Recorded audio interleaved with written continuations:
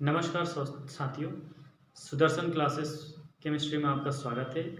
और आज मैं आपके सामने नया एक टॉपिक लेके आया हूँ जिसका नाम है एटॉमिक स्ट्रक्चर, परमाणु संरचना। परमाणु क्या होता है, परमाणु में कौन से फंडामेंटल पार्टिकल्स पाए जाते हैं, परमाणु में अंदर कक्षाएं क्या होती है, सब सेल्स, ऑर्बिटल्स, इन सब के बारे में इस टॉपिक में जीरो लेवल से लेके और हायर लेवल तक मैं इसमें कवर करवाऊँगा। तो आप इस वीडियो को एंड तक देखेंगे। जैसे हमारा टॉपिक का नाम है एटॉमिक स्ट्रक्चर,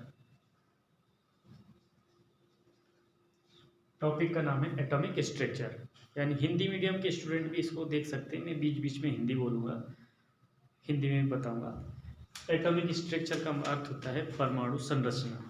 अब परमाणु होता क्या है, सबसे पहले तो ये समझ लीजिए कि परमाणु वह टिनी, वह सबसे सूक्ष्मतम यानी कि माइक्रो यूनिट है that can not be divided, जिसे हम तोड़ नहीं सकते, दो भागों में डिवाइड नहीं कर सकते। एटम एक ग्रीक लैंग्वेज है। एटम क्या है? एक ग्रीक लैंग्वेज है। जैसे मैं यहाँ पे लिख देता हूँ, एटम एक ग्रीक लैंग्वेज है जिसका मतलब होता है कैन नॉट बी कट। यानी कहने का अर्थ ये है कि एटम को हम क्या नहीं कर सकते, कट नहीं कर सकते, तोड़ नहीं सकते, टू पार्ट्स में डिवाइड नहीं कर सकते एटम। तो एटम सबसे सूक्ष्मतम इकाई है, सबसे छोटी इकाई है, स्मॉलेस्ट पार्टिकल। इसको हम क्या नहीं कर सकते, डिवाइड नहीं कर सकते। ठीक है।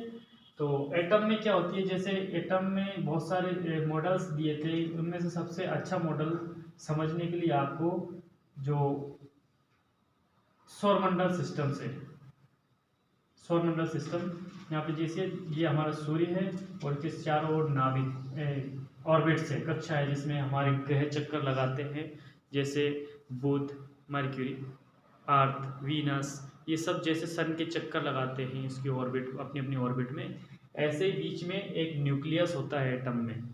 एटम में बीच में एक न्यूक्लियस होता है और उसके बाहर ऑर्बिट्स होती है, ये उसकी ऑर्बिट्स होती है।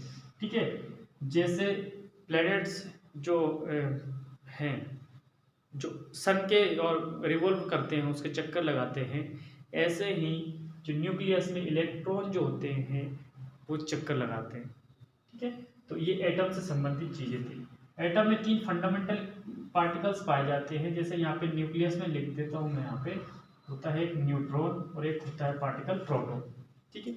न्यूट्रॉन, न्यूट्रॉन ये न्यूक्लियस में मिटा देता हूँ और इसमें बड़े बड़े साफ अक्षरों में लिख देता हूँ मैं।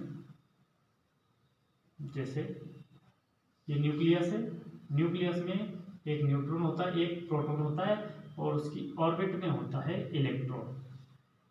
न्यूट्रॉन की हम बात करें तो न्यूट्रॉन एक चार्जलेस पार्टिकल है, चार्जलेस पार्टिकल यानी जीरो चार्ज होता है।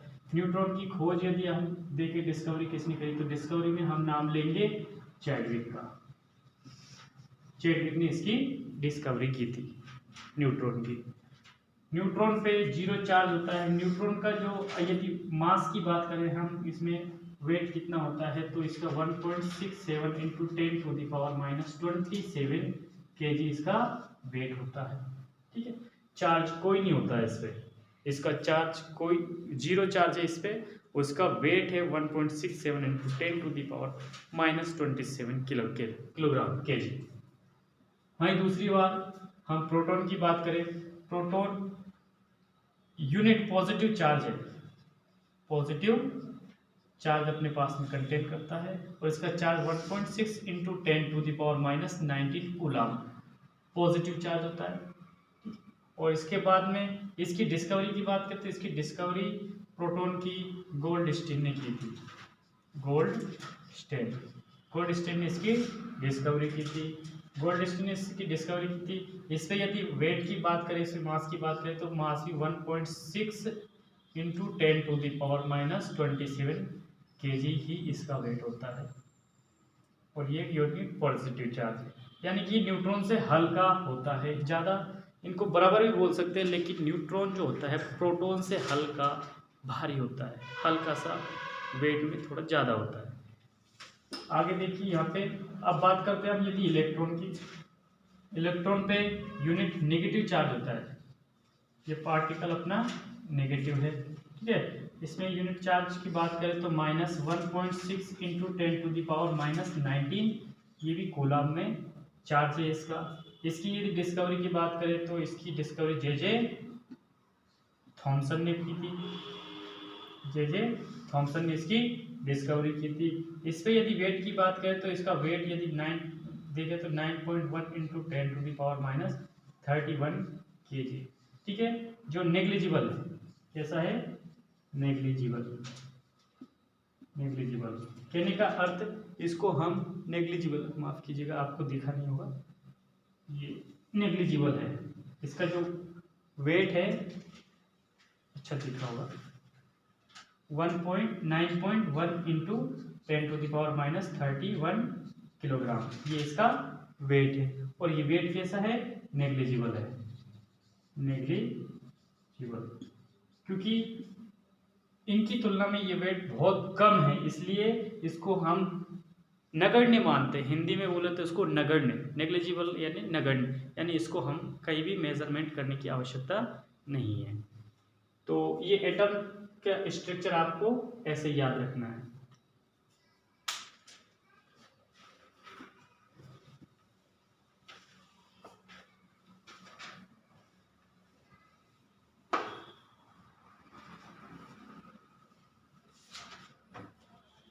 अब इनमें पार्टिकल्स कितने पाए जाते हैं, कैसे पॉजिटिव चार्ज आते हैं, इसमें कैसे नेगेटिव चार्ज आते हैं, ये चीज़ें बताने के लिए यहाँ पे थोड़ा आप ध्यान कंसंट्रेट करिए।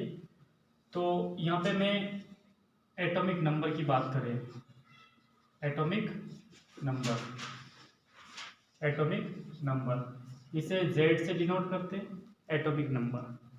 एटॉमिक नंबर का अर्थ होता है, सीधी सी बात आप ऐसा याद रखेंगे कि पीरियोडिक टेबल में जिस एलिमेंट को, जिस एटम को जितने नंबर पे रखा गया है वही उसका एटॉमिक नंबर है। जैसे सोडियम को 11वें नंबर पे रखा है पीरियोडिक टेबल में, उसको 11वां स्थान मिला है, तो इसका अर्थ है कि उसका एटॉमिक नंबर 11 है, 11 है। सल्फर को 16 नंबर पे रखा है तो सल्फर 16वें नंबर, यानी उसका Z कितना हुआ? 16। तो ऐसे सबसे पहले तो आपको पीरियोडिक टेबल याद करनी है, ये आप ही का काम है, इसकी कोई मतलब इसका कोई ट्रिक नहीं है, एटॉमिक नंबर आपको याद ही करने हैं सबके। अब एटॉमिक नंबर को यदि डिफाइन करें तो atomic number is equal to number of protons, number of protons in an atom, number of protons in an atom, और equal to number of electron in a neutral atom. ये चीज आपको याद रखनी है। कहने का अर्थ, यदि आपको एटॉमिक नंबर जानना है तो उसमें प्रोटॉन्स की जितनी संख्या है, यानी कहने का मतलब सोडियम है, सोडियम 11 नंबर पे है तो उसमें प्रोटॉन की संख्या 11 होगी। यदि सल्फर 16 नंबर पे है तो उसमें प्रोटॉन्स की संख्या 16 होगी। इलेक्ट्रॉन की संख्या भी 16 होगी, लेकिन एक कंडीशन आपको एप्लीकेबल यहाँ पे करनी होगी कि न्यूट्रल होना चाहिए। न्यूट्रल का अर्थ होता है एटम पे कोई भी चार्ज नहीं होना चाहिए, यानी पॉजिटिव चार्ज नेगेटिव चार्ज नहीं होना चाहिए, तभी जाके किसी एटम में इलेक्ट्रॉन की संख्या उसके Z के इक्वल होगी। That's all. आगे चलते हैं, मास नंबर। मास नंबर यानी कि टोटल, यहाँ पे थोड़ा सा मास जो होता है हमेशा न्यूक्लियस में ही आप कंसाइडर करेंगे। क्यों करेंगे? क्योंकि इलेक्ट्रॉन का चार्ज मैंने अभी बताया था आपको कि नेग्लिजिबल होता है, इलेक्ट्रॉन पे कोई वेट नहीं होता है, यानी वेटलेस है वो। तो हमको वेट सिर्फ और सिर्फ न्यूक्लियस में ही मेजर करना है। तो कहने का मतलब मास पूरा किस में रहता है? एटम में, न्यूक्लियस में। तो मास नंबर जो होता है, मास नंबर को हम ऐसे डिनोट करते हैं, और ये होता है number of neutron plus number of proton. आप एटम में देखिए पीरियोडिक टेबल में कि आपने यदि एटम कि न्यूट्रॉन्स की संख्या को प्रोटॉन्स की संख्या को यदि आपने जोड़ दिया तो आपके पास में एटॉमिक मास आ जाएगा। जैसे एग्जांपल लेते हैं, जैसे एग्जांपल जैसे सोडियम में न्यूट्रॉन की संख्या है 12, प्रोटॉन की संख्या 11, तो इसका ए हो जाएगा neutron plus proton is equal to N कितना है, यानी कि 12 plus 11 is equal to 23 atomic mass unit. ठीक है मित्रों, तो एटॉमिक मास को निकालने के लिए आप क्या करोगे, सीधा सा न्यूट्रॉन्स और प्रोटॉन्स की संख्या को जोड़ दोगे। ठीक है, एक चीज और याद रखनी है आपको कि किसी भी एटम में इलेक्ट्रॉन पे एटम पे पॉजिटिव चार्ज और नेगेटिव चार्ज कैसे आता है, कितने नेगेटिव चार्ज होंगे कितने पॉजिटिव चार्ज होंगे। कभी आपने किसी एटम पे ऐसा देखा होगा, जैसे सोडियम पे Na+, Cl पे माइनस, O पे -2, Mg पे +2, ऐसे आपने देखे होंगे। तो ये चीज़ें बहुत जगह कंफ्यूज कर देती है कि ये प्लस माइनस चार्ज कैसे आए। तो मैं आगे आपको ये चीज़ बताने वाला हूँ कि पॉजिटिव और नेगेटिव चार्ज किसी एटम में कैसे निकालते हैं। ओके, इसको मैं साफ कर देता हूँ।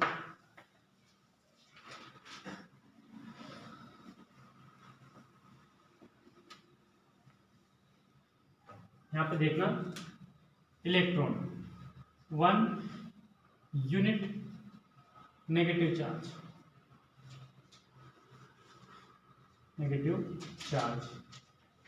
और proton has 1 unit positive charge. Electron पे कौन सा चार्ज है, नेगेटिव चार्ज है, और प्रोटॉन पे एक पॉजिटिव चार्ज। तो एक यानी कि एक इलेक्ट्रॉन एक negative charge, 2 electron 2 negative charge. अब इसके लिए आपको इलेक्ट्रॉनिक कॉन्फ़िगरेशन याद होना चाहिए, जो अबव प्रिंसिपल में आपको एटॉमिक स्ट्रक्चर वाले चैप्टर में दिया है, और 9th क्लास से ये शुरू हो जाता है, लगभग 10th क्लास में भी बहुत काम आता है। तो आपको लगभग पूरा एटॉमिक यहाँ पूरा अबव प्रिंसिपल नहीं बताऊंगा, लेकिन हल्का सा बता दूंगा। Electronic configuration 1s2 2s2 2p6 3s2 3p6 4s2 3d10, ये 30 तक मैंने यहाँ पे लिख दिया है। इसे इलेक्ट्रॉनिक कॉन्फ़िगरेशन बोलते हैं, इलेक्ट्रॉनिक विन्यास बोलते हैं हिंदी में।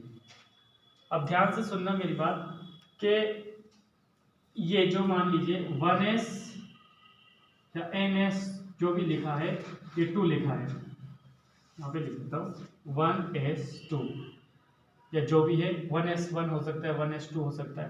तो ये तो आपको नंबर ऑफ ऑर्बिट्स बताता है, number of shell, number of orbit. S क्या बताता है हमको, ब्लॉक, एस ब्लॉक में है, पी ब्लॉक में है, डी ब्लॉक में है।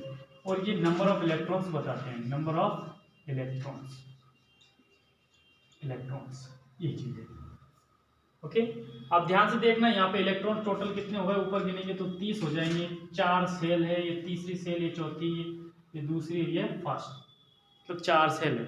ठीक है, 4 सेल तक बताए हैं, और इसका इलेक्ट्रॉनिक कॉन्फ़िगरेशन 30 तक, ऊपर इलेक्ट्रॉन और ये ब्लॉक बताते हैं। ठीक है, अब जैसे मान लीजिए एक ऑक्टेट रूल होता है, ऑक्टेट रूल क्या बोलता है, each atom wants to complete its outermost cell with 8 electrons 8 electrons से कंप्लीट करना चाहता है। हर एटम अपनी आउटर मोस्ट सेल यानी कि सबसे बाहरी कक्षा को 8 एटम से भरना चाहता है, आइदर बाय टेकन और बाय गिवन, बाय डोनेटिंग और बाय रिसीविंग। तो कहने का मतलब या तो लेके या दे के, दोनों में से कोई एक काम करेगा। एक काम करके एटम क्या करेगा कि अपनी आउटर मोस्ट सेल में 8 इलेक्ट्रॉन पूरा करेगा, क्योंकि ये इनर्ट गैस स्टेबल स्टेट में जाना चाहते हैं। यदि सभी कैसे अक्रिय गैस बनना चाहते हैं, अपना कॉन्फ़िगरेशन अक्रिय गैस जैसा करना चाहते हैं, नोबल गैसेस टाइप का। ओके, तो अब देखिए, जैसे मान लीजिए मैं यहाँ पे एक एग्जांपल लेता हूँ सोडियम का। सोडियम, अब इसका इलेक्ट्रॉनिक कॉन्फ़िगरेशन करना है। यहाँ से आप इलेक्ट्रॉनिक कॉन्फ़िगरेशन देखेंगे, सोडियम का नंबर याद रखेंगे, सोडियम 11 नंबर पे है। अब 11 नंबर पे है तो यहाँ पे ऊपर आपको देखना है, जहाँ पे 11 नंबर आ जाए वहीं पे आपको रुकना है, और जहाँ पे आगे निकल गया तो गलत हो गया, पीछे भी नहीं रहना है और आगे भी निकल, बराबर फिक्स 11 नंबर पे रुकना है आपको, ठीक है। अब यहाँ पे मैं थोड़ा सा और दे दूँ कि एस जो ब्लॉक है उसमें मिनिमम 1 और मैक्सिमम 2 इलेक्ट्रॉन भर सकते हैं, पी में मिनिमम 1 और मैक्सिमम 6 इलेक्ट्रॉन, डी में मिनिमम 1 और मैक्सिमम 10, और एफ में मिनिमम 1 और मैक्सिमम 14 इलेक्ट्रॉन्स फिल कर सकते हैं। कम भर सकते हैं लेकिन ज़्यादा नहीं। जैसे पी में आप 7 नहीं कर सकते, 2p7 नहीं कर सकते, ठीक है। डी में 3d 11 नहीं कर सकते, एस में 1s3 नहीं कर सकते, यानी कि ये चीज़ें भी आपको माइंड में रखनी है, ठीक है। अब इसका हमको करना है इलेक्ट्रॉनिक कॉन्फ़िगरेशन, 11 नंबर पे तो 11 पे इसको स्टॉप करना है। जैसे 1s2, 2s2, 2p6, 2 6, 2 8 और 2 10, यानी 10 हो गए। अभी और भी चाहिए, 3s 2 कर दिया, देखिए 12 हो गए। 12 नहीं करना है, लास्ट वाले में ही कम ज़्यादा करना है आपको, 12 नहीं करने हैं, कितने करने हैं 11। अब देखिए 2 4 यानी कि 4 हो गया, 4 6 10, 10 + 1 11। अब ये भी सोडियम है और ये भी सोडियम है। अब इसका स्ट्रक्चर बनाइए, देखिए ये पहली सेल है, ये दूसरी सेल है और ये तीसरी सेल है। तीन सेल यहाँ पे बनाइए, 1 2 3। पहली सेल में देखिए इलेक्ट्रॉन कितने हैं, तो 2 है, ये 2 इलेक्ट्रॉन इसमें फिलअप कर दिए। दूसरी सेल में कितने इलेक्ट्रॉन हैं, 6 और 2 8, टोटल 8, 1 2 3 4 5 6 7 8 इलेक्ट्रॉन। थर्ड सेल में ओनली सिंगल इलेक्ट्रॉन, एक ही इलेक्ट्रॉन है इसमें। अब ऑक्टेट रूल ये बोलता है लेके या दे के अपनी आउटर मोस्ट सेल में सबसे भारी कक्षा में आपको 8 इलेक्ट्रॉन पूरे करना है। अब यहाँ पे 8 इलेक्ट्रॉन पूरे करने हैं तो क्या करेंगे, तो मित्रों यहाँ पे देखना, इसमें 7 इलेक्ट्रॉन की और रिक्वायरमेंट है, 7 इलेक्ट्रॉन और चाहिए। और यदि ऐसा हो जाए कि इस इलेक्ट्रॉन को डोनेट कर दिया जाए, कहने का मतलब इसको डोनेट कर दिया जाए तो ये वाली सेल समाप्त हो जाएगी। ये वाली सेल यदि समाप्त हो गई तो फिर अपने पास में ये भीतर वाली सेल आउटर मोस्ट सेल बन जाएगी। अब ये आउटर मोस्ट सेल बन जाएगी तो इसमें 8 इलेक्ट्रॉन हो जाएंगे अपने पास, यानी ऑक्टेट रूल भी पूरा हो जाएगा, ठीक है। तो अभी देखना इसमें, इस सोडियम में इलेक्ट्रॉन कितने हैं, तो टोटल देखो इलेक्ट्रॉन -11, क्योंकि माइनस चार्ज आता है। प्रोटॉन कितने हैं, +11। प्रोटॉन क्योंकि इलेक्ट्रॉन की संख्या के बराबर होते हैं उदासीन में, और जितने नंबर पे होता है उतने उसमें प्रोटॉन होते हैं, ये चीज मैंने आपको अभी बताई थी, ठीक है। अब लेकिन ऑक्टेट रूल पूरा करने के लिए इसको डोनेट करना पड़ेगा, इस इलेक्ट्रॉन को डोनेट करना पड़ेगा। अब ये डोनेट क्यों करना पड़ेगा, क्योंकि यदि इसमें से एक इलेक्ट्रॉन बाहर निकालें तो थोड़ी सी एनर्जी में ये इलेक्ट्रॉन बाहर हो जाता है, लेकिन यदि इसमें 7 इलेक्ट्रॉन्स एंटर करवाए इस ऑर्बिट में, इसमें बहुत सारे मतलब लार्ज अमाउंट में एनर्जी रिलीज करानी पड़ेगी, तब जाके ऐसा होगा, ठीक है। और ऐसे याद भी रख पाओ तो आप ऐसा याद रखें कि लेन देन हमेशा कम से कम होनी चाहिए, एटम्स के बीच में इलेक्ट्रॉन्स की लेन देन कम से कम होना चाहिए, लेने में और देने में कम संख्या होनी चाहिए। कहने का मतलब एक देने की अपेक्षा 7 लेना इसको कठिन पड़ेगा, इसलिए 7 लेने की अपेक्षा 1 इलेक्ट्रॉन डोनेट कर देगा। अब मित्रों इसने 1 इलेक्ट्रॉन डोनेट कर दिया, अब डोनेट करने के बाद में अब इसके पास में 11 तो प्रोटॉन बचे और 10 इलेक्ट्रॉन बचे, 11 प्रोटॉन बचे और इलेक्ट्रॉन कितने 10, क्योंकि 1 इलेक्ट्रॉन कम हो गया। अब इनको बैलेंस करेंगे तो -1 चार्ज आ जाएगा, सॉरी माफ कीजिए 1 प्लस चार्ज आ जाएगा, ठीक है, 1 प्लस चार्ज आ जाएगा। इसीलिए सोडियम पे आप ऐसा देखने को मिलता है हमको, सो Na+। तो ऐसे ही यानी कि लेके और देके हम क्या कर सकते हैं, किसी भी इलेक्ट्रॉन पे किसी भी एटम पे चार्ज निकाल सकते हैं। सोडियम 1 प्लस चार्ज यानी कि Na+ 1 प्लस चार्ज, ये यहाँ पे, ओके। तो ऐसे ही मैं एक और एग्जांपल लेके बताता हूँ आपको। नेगेटिव चार्ज वाला कोई सा। आप वीडियो को पॉज करके ये नोट कर सकते हो अपनी कॉपी में, जब भी चाहे इसे देख सकते हो और कॉपी में लिख के रख सकते हो, ताकि जब भी आपको कोई समस्या हो उसको तुरंत खोल के देख लिया जाए। जैसे एक एग्जांपल लेता हूँ मैं ऑक्सीजन का। ऑक्सीजन हमें पता है 8 नंबर पे electronic configuration 1s2 2s2 2p4 4 to 6 to 8 electron हो गए। कितनी सेल बनेगी इसमें 1 2, 2 ऑर्बिट बनी। पहली ऑर्बिट में कितने 2 इलेक्ट्रॉन, ये देखिए।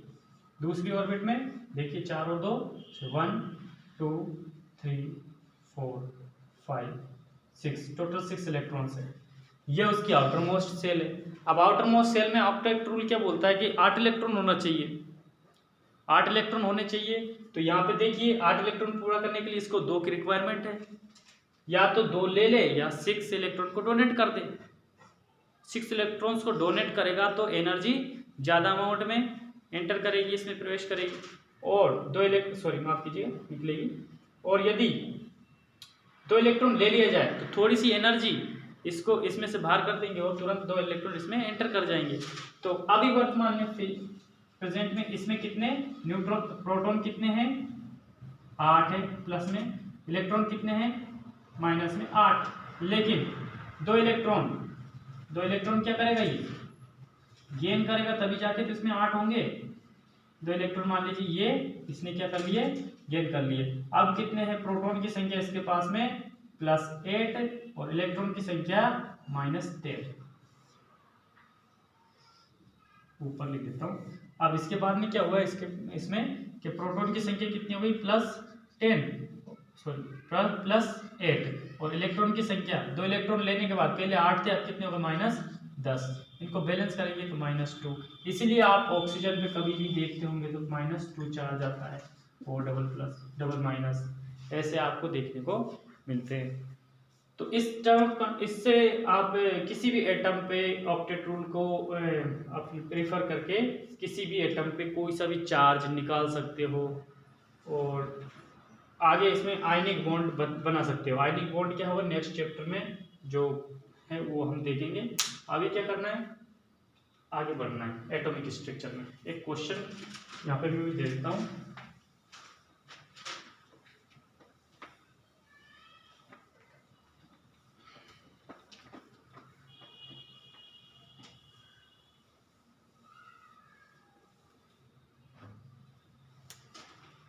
जैसे एक क्वेश्चन लिखते हैं, एन इलेक्ट्रॉन आप कीजिएगा, N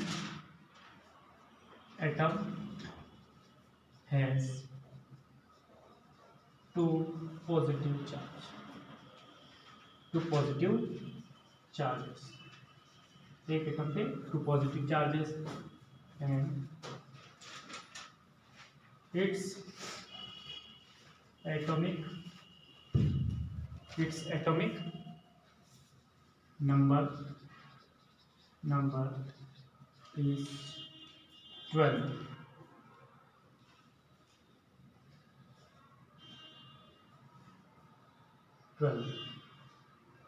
The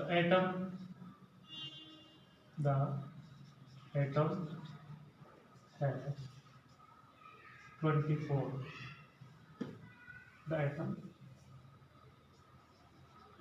The atomic mass, ऐसे लिखते हैं, the atomic mass of the atom is 24. उसका एटॉमिक मास 24।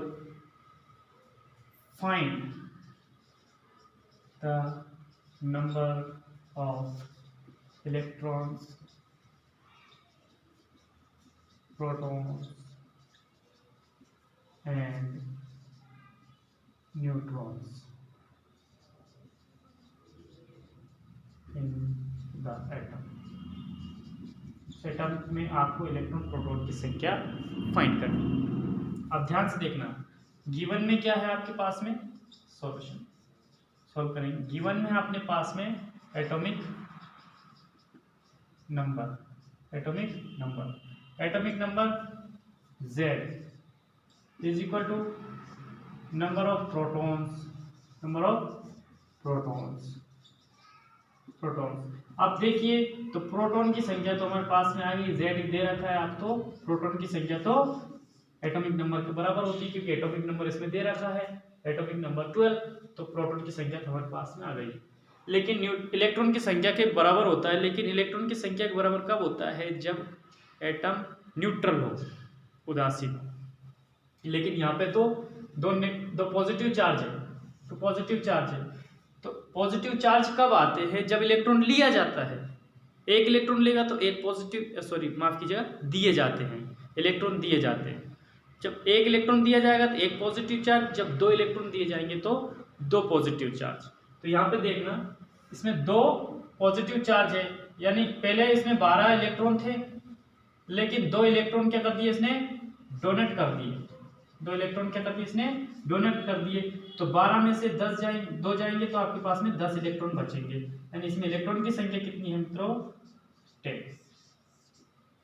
ओके, अब प्रोटॉन की संख्या निकालनी है न्यूट्रॉन की, तो हमें पता है A = N+P होता है, atomic mass = number of neutron plus number of proton. Atomic mass कितना दे रखा है, 24 = न्यूट्रॉन, फाइंड करना है प्रोटॉन की संख्या 12 दे रखी है।